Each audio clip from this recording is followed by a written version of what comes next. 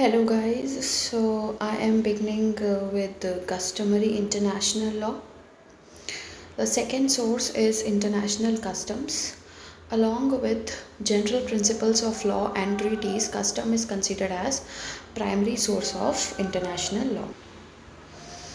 Okay, so this is a primary source. 38 1 we did, the court whose function is to decide shall apply international custom as evidence of a general practice which is accepted as law. Accepted as law, I told you that when custom is followed in a longer period of time continuously, it acquires the status of a law, and that is because the community has so accepted it. Okay, or the community has practiced it so long, so that's why it is written general practice. Customs exist independent of treaty law. That means whatever treaties have been entered into, it is different from, or you can say independent status than the treaty provisions. So treaty is a different thing and customs are independent and different thing. Custom refers to binding legal rules that developed on global or regional levels through continued practice, as I told you, and since it has acquired the force of law because it was continued practice, so it is also having the binding force. Okay. Customary international law is important in current times when there is armed conflict because it fills gap in treaty law and strengthens the protection offered to victims. Because any war or any conflict which happens, there are some people who are innocent, who have no role to play in those conflicts between governments or government heads or nations as a whole, but then too they become victim of the situation because of the fact that they are common citizens of that country, right? So if I give you the current situation example, the Ukraine Russia conflict and Israel Gaza conflict, or recently it was Israel and Iran conflict. So in all such things there may be some innocent people who have lost their lives, right? So those are the victims. So customary international law works where there is no law or no treaty made in that respect. So that is the gap in treaty law. Okay, as I told you, I have explained you what does filling the gap means in one of the previous videos of this chapter. Only we have dealt with that, so I am not going to take it up again.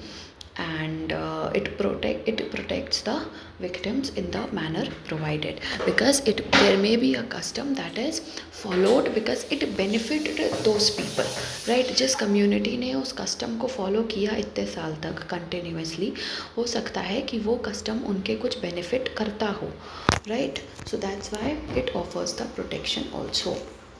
Then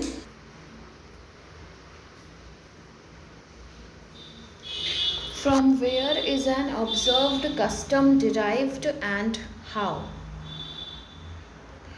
Observed custom means which is in practice, okay, and it is extremely fluid, means it flows from, as a fluid, it flows from generations to generations easily, okay. Then it is derived from law of nature or mutual consent of states. That means both the states consent that okay, this is our custom of trade, okay.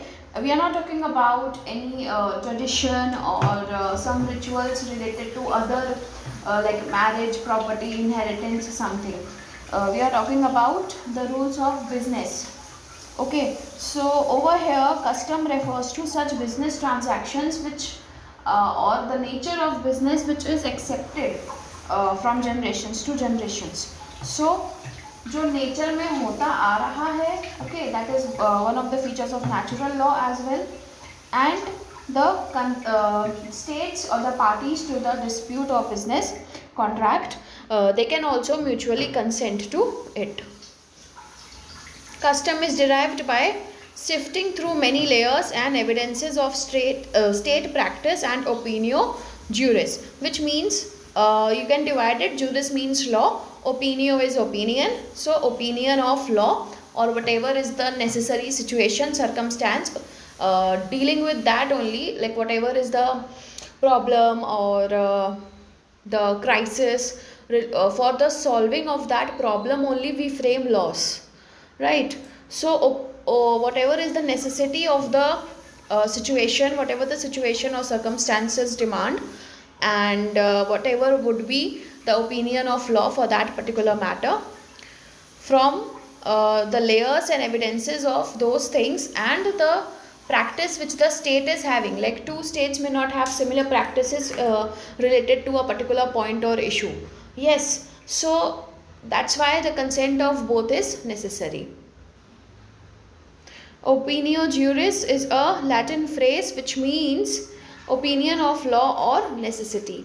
If it is the state's subjective understanding of their legally binding obligations, right? It will be legally binding on them, so they have to together be subjective. That means they have to put their rationale, their wisdom into it, and then by understanding all the pros and cons of the situation and of the custom which is going to be applicable on them or which they are accepting as applicable on them.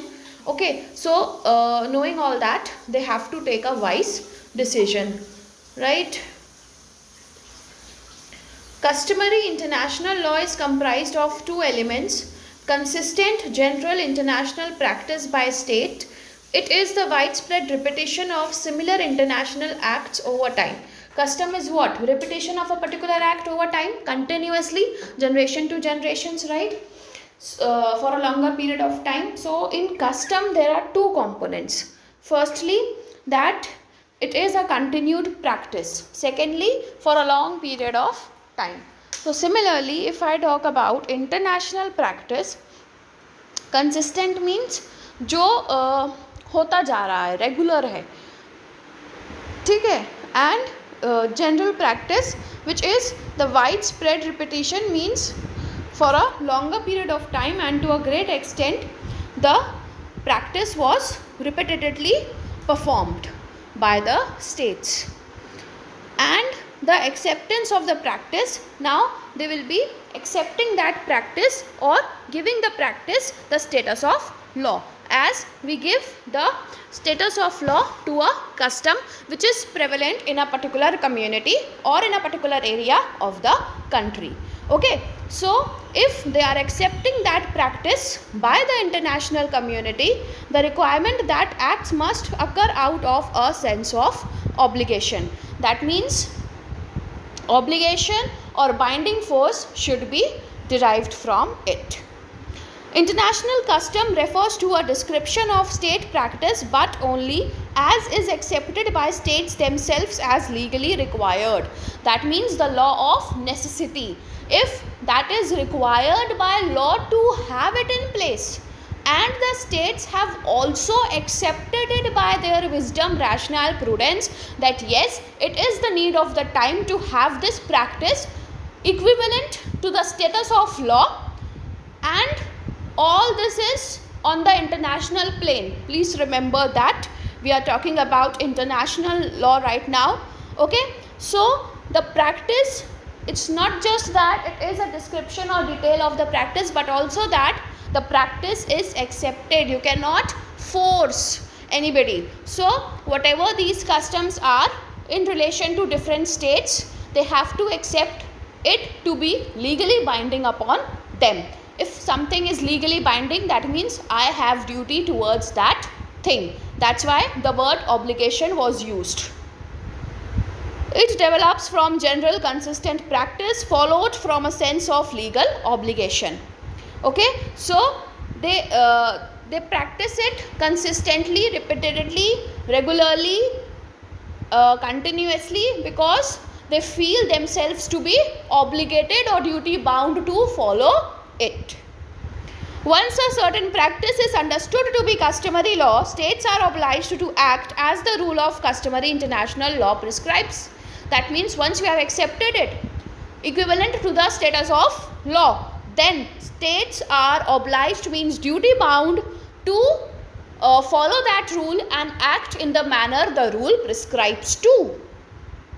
Test of existence of customary law is extent to which it is observed the practice and behavior of states. That means to test whether a customary law is existing or not, the main criteria is to see the extent to which it is practiced by the states, observed by the states, and what are the conduct of the state with respect to that custom, whether they are feeling themselves duty bound towards it, that is the conduct of following it or not.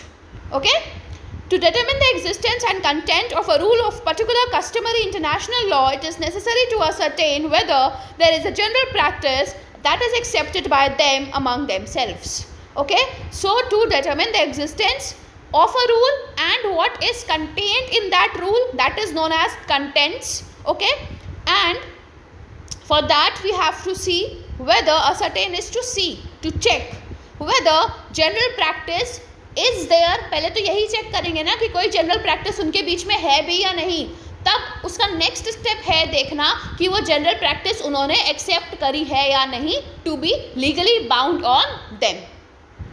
North Sea continental shelf cases confirmed that both state practice and opinio juris are essential prerequisites for formation of a customary law. This is consistent with Article 38 of ICJ statute. Okay, so this is a case. The name of the case is Germany versus Denmark. Okay, I suppose this was the case, and it also confirmed that the state practice and the wisdom to make it legally bound on themselves, they are the essential prerequisites to form a customary law on the international plane. As I told you, two prerequisites for a custom, similarly two prerequisites for customary law. कोई custom है और states को लगा कि वो उनके relationship को regulate करने के लिए as per the time it is also essential to be in existence, तो उन्होंने उसको अपने ऊपर legally force दे दिया. ठीक है, this is the meaning. North Sea continental shelf cases Germany versus Denmark and Netherlands was a series of disputes that came to ICJ in 1969. This is regarding claims of three parties. As you can see, Germany, Denmark, Netherlands, three parties with regard to a continental shelf in North Sea. Now, one thing that you need to make clear over here, since three parties are involved but the subject matter is one.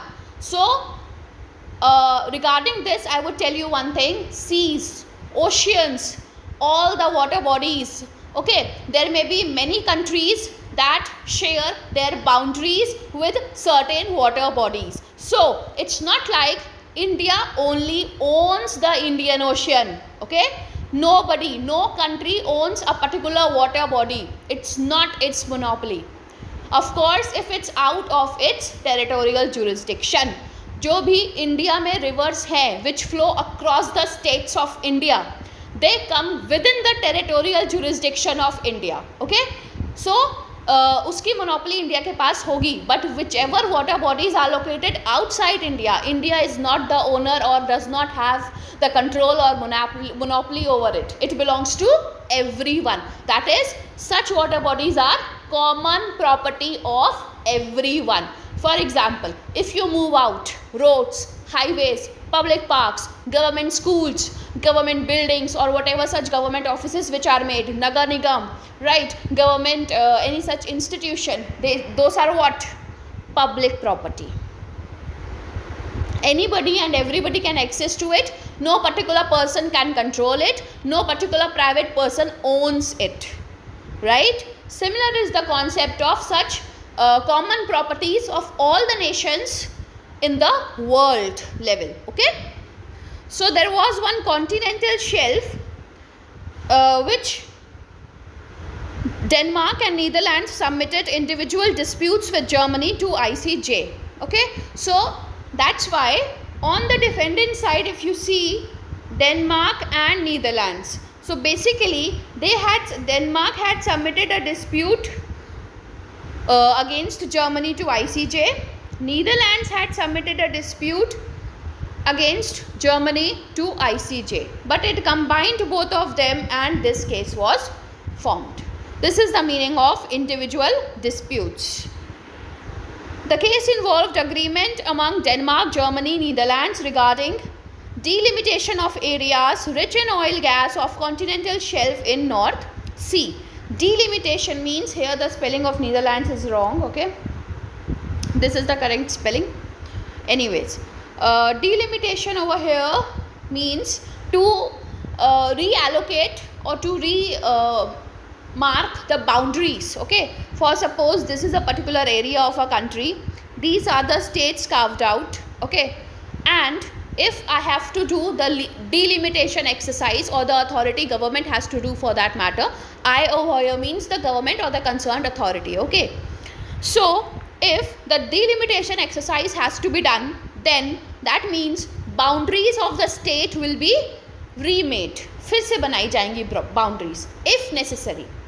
As per there may be different parameters that why this exercise is conducted, okay, or why you have to rearrange the boundaries. कुछ parameters होते हैं जिसके हिसाब से requirement लगती है कि हाँ अब boundaries change करने की ज़रूरत है, and then this exercise is done.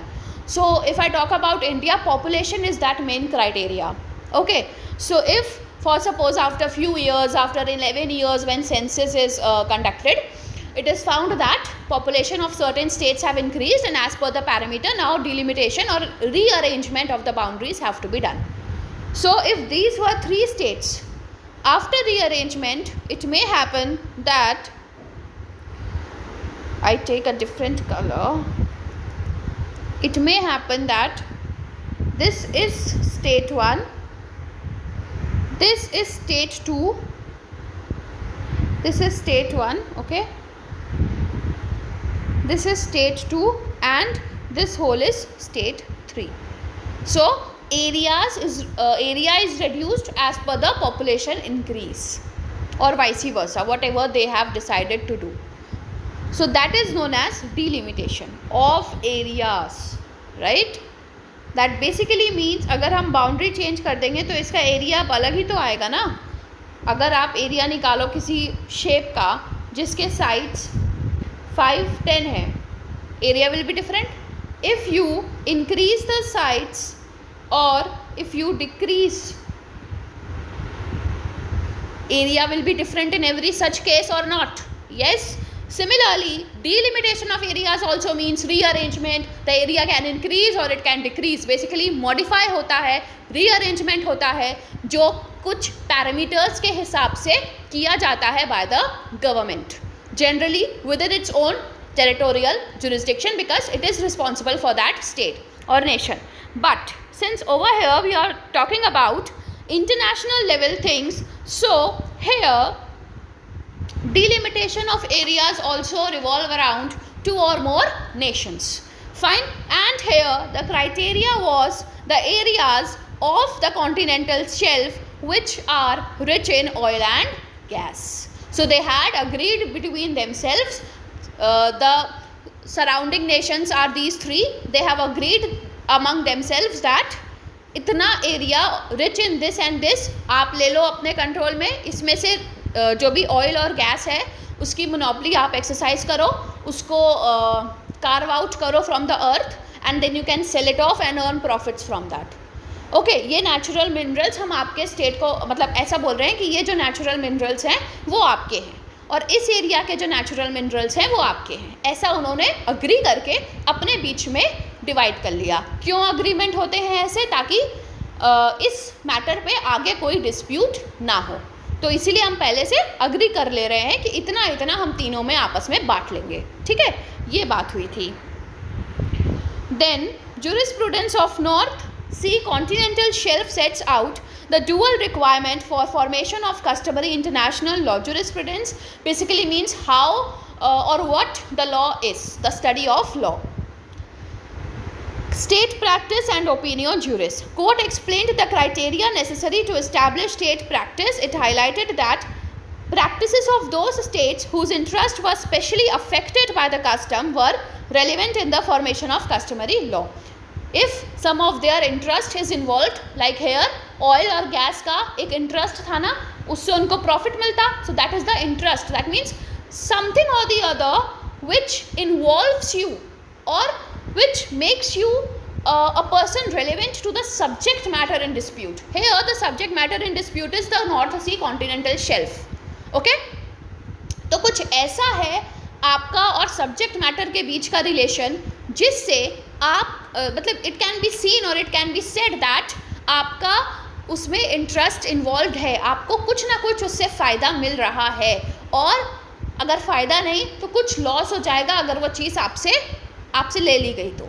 So somewhere or the other if something is done to that subject matter you will be affected. किसी ना किसी तरह से आप पर उसका प्रभाव पड़ेगा, चाहे वो अच्छा हो चाहे बुरा हो. ठीक. So that is known as the interest. Held that uniform and consistent practice was necessary to demonstrate, that is to show opinio juris, which is the belief that state practice amounts to legal obligation. Okay. Also dispelled the myth that duration of practice, number of years, was an essential factor in. Now over here the number of years for which that particular practice was in existence or it was practiced by the people, उस number of years वाले factor को हटा दिया गया था. That it would be and it was said that एक reasonable longer period of duration होनी चाहिए जिसके लिए वो कस्टम फॉलो किया जा रहा था कंसिस्टेंटली, बट वो एक्चुअली में कितने नंबर ऑफ ईयर्स हैं वो नहीं देखा जाएगा. ठीक है. सो डिस्पेल्ड मीन्स हटा दिया वो factor. Now, many other sources have included to identify, cover more customs and practices such as unsigned treaties and UN declarations. Unsigned treaty means they are not signed. If they are not signed, then they are not ratified by the states and states may not adopt them in their domestic laws. क्योंकि ratify आपको अब पता चल गया है कि क्या होता है. देन ट्रीटी है तो उसका लीगली बाइंडिंग फोर्स तो होगा ही होगा, but if they have not ratified तो वो अपने स्टेट में जाकर उसको फॉलो नेसेसरली फॉलो करें ये ज़रूरी नहीं है. They may have the option to follow और not follow it. Follow in the sense incorporate it means the provisions of the treaty into their own domestic laws of the country. Then it is not clear when a particular state practice becomes legally binding. It is also unclear how one can identify a rule of international custom or prove its existence. So something related to it is difficult. That's why it is said to be the most disputed source of international law. Why disputed? Because it is difficult to prove. Dispute तभी arise होगा जब हम उसको conclusively prove ना कर पाएँ कि हाँ देखो ये existence में है, क्योंकि कहीं पर लिखा तो नहीं है ना customs. कस्टम है, प्रैक्टिस में चले आ रहे हैं from generation to generation. Right. हो सकता है कि जनरेशन मतलब एक ही जगह की दो अलग अलग कम्युनिटीज़ के लोग हो, वो कह रहे हैं कि ये कस्टम चलता आ रहा है, दूसरा कम्युनिटी कह रहे हैं नहीं ये कस्टम है तुम गलत बता रहे हो. सो डिस्प्यूट होगा. डिस्प्यूट वहीं पे अराइज होगा when one person is saying one thing and the other is denying that thing. Okay. So one person is saying one thing, other is denying that thing, उसी को बोलते हैं डिस्प्यूट. और अगर वो चीज़ कंक्लूसिवली प्रूव हो जाती तो डिस्प्यूट ख़त्म हो जाता. लेकिन वो डिस्प्यूटेड इसीलिए है क्योंकि उसका एग्जिस्टेंस प्रूव नहीं कर पाते, सिर्फ चला ही तो आ रहा है. आपके पास कुछ एविडेंस कोई मतलब एज सच सब्सटैंशियल प्रूफ नहीं है उसके एग्जिस्टेंस को इस्टेब्लिश करने के लिए, इसीलिए प्रॉब्लम आती है. ठीक है. That's why it is also unclear कि कैसे आइडेंटिफाई करें कि ये रूल इंटरनेशनल कस्टम का है या नहीं. हो सकता है बाद में स्टेट्स ही मुकर जाएं दैट नहीं ये कस्टम नहीं है ये कस्टम है, तो वो अगेन डिस्प्यूट हो जाता है. और जैसे ही डिस्प्यूट हुआ फिर बात आएगी प्रूफ करने की, जो कि डिफ़िकल्ट है क्योंकि आपके पास सब्सटैंशियल एविडेंस एज सच नहीं होता है किसी भी कस्टम को प्रूव करने के लिए. So it is very difficult and a great burden of proof. Okay. ICJ decisions next video. Thank you so much.